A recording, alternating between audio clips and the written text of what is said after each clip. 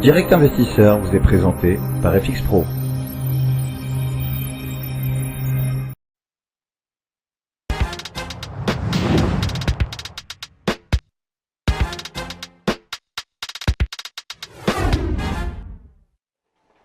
Retour sur le plateau de Direct Investisseur en compagnie de Benoît Rousseau, le patron du blog Handley, trader en compte propre, scalper évidemment, c'est-à-dire qui trade sur des fréquences très courtes. Bonjour Benoît. Bonjour Fabrice. Alors pas mal de choses à faire ce matin, vous êtes occupé ou vous tenez éloigné cet acquis violent à la baisse des marchés CAC et DAX. Qu'est-ce que vous avez pris comme position Benoît Rousseau? Tous les marchés sont baissiers. Alors ce matin j'ai pris 18 positions, j'ai fait 18 trades et j'ai gagné une 30,4 points pour être précis. Alors j'ai perdu des points sur le CAC 40 et j'en ai gagné sur le DAX, donc ça fait un résultat de plus 30 points à mon compteur, donc ça se passe plutôt pas mal.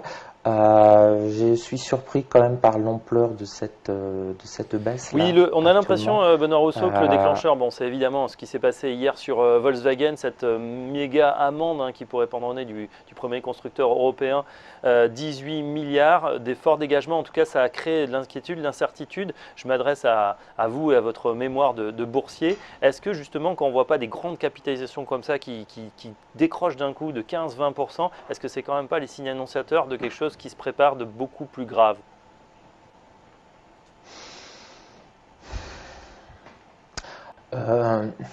Sur Volkswagen, qui a effectivement décroché de 20%, c'est quand même un signal qui n'est pas, j'allais dire, macroéconomique. C'est vraiment lié à l'activité très précise d'une entreprise qui a selon ce que l'on nous dit, je vais faire très attention pour pas être attaqué par cette entreprise, qui aura, donc on parle au conditionnel toujours, qui aurait truqué peut-être quelques tests de pollution.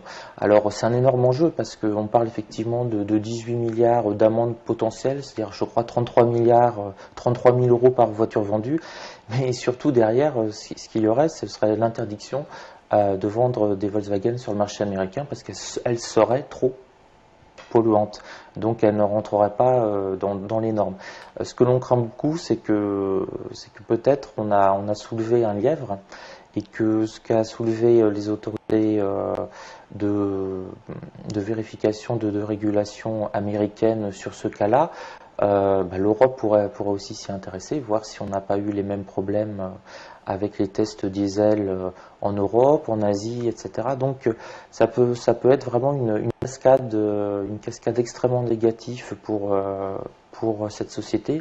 Donc l'image de marque en souffre bien entendu énormément. Et puis si on a les autres, on va dire les autres continents, les autres grandes zones économiques qui s'intéressent un peu à ce problème, et si Volkswagen n'est pas dans les bonnes normes, ça peut faire extrêmement Alors, mal. conséquences Donc boursières, c'est un peu ça là. on a vu quand même des forts dégagements. Il y avait dans le DAX, dans la composition du DAX, évidemment, le secteur automobile est très conséquent. Daimler, BMW, évidemment Volkswagen a subi des forts dégagements. On avait la semaine dernière en plus le secteur énergétique qui était à la peine. Ça fait beaucoup pour l'indice qui est passé quand même maintenant sous des niveaux préoccupants, pas forcément, puisqu'il y a des opportunités à la baisse. Quels sont les prochains niveaux à attendre sur le DAX, Benoît? Quels sont ceux que vous surveillez?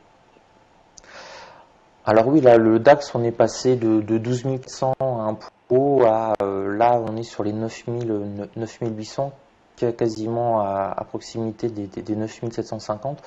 Donc tout dépend de notre échelle de temps. Il y a à peu près 3 ans et demi, le DAX était à 5000 points. Donc on est encore à plus 80 ou 90% d'il y a 5 ans. Là, on vient de perdre 9 800 moins 12 400. Calcul mental, on vient de perdre 2600 points quand même en ligne droite sur le DAX, donc ça commence à faire beaucoup. Là, je vous mets le DAX sur 3 mois. Alors, quels seront les prochains niveaux si on continue à baisser? On a le niveau symbolique des 9750 qui pourrait être un petit arrêt, mais si vraiment on rentre dans une logique où où les industries automobiles allemandes vont être condamnées par les États-Unis, etc. Parce que ce qui fait peur derrière, c'est c'est toujours l'éternelle question, hein, un peu l'idée qui contamine, est-ce qu'il y a juste Volkswagen qui a fait Bien ça? sûr. Est-ce que finalement, c'est pour ça que BMW se met à baisser, que Daimler se met à baisser, et que ça risque de toucher aussi d'autres constructeurs automobiles, hein. Pourquoi pas, on va dire Renault et Peugeot. Bon, on est à peu près préservé, on ne vend aucune voiture aux États-Unis, donc on n'a pas Renault ce Peugeot, non, souci-là. on est Mais immunisé. Et sur les équipementiers, peut c'est vrai que ça créer, peut être embêtant, les Valeo, ouais, les Faurecia, etc. tout ça, voilà. Indirectement, ça peut effectivement tout toucher. Les constructeurs français, non, parce qu'on ne vend pas de voitures aux États-Unis, ou quasiment Mm. de manière anecdotique, hein.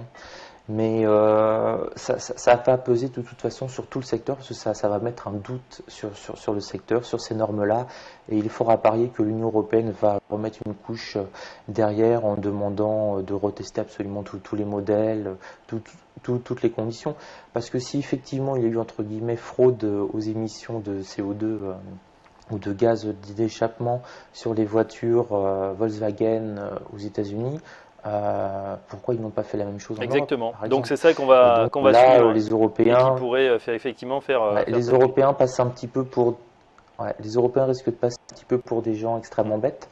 Donc, ils vont se mettre à tester aussi, à mon avis, de revoir les bancs de test.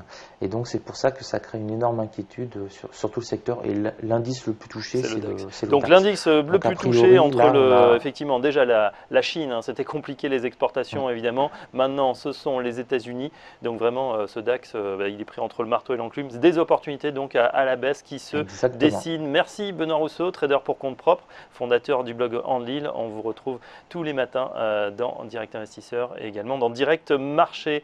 Dans un instant, la suite, on va se retrouver en compagnie d'Hervé Lambert pour ses positions. A tout de suite.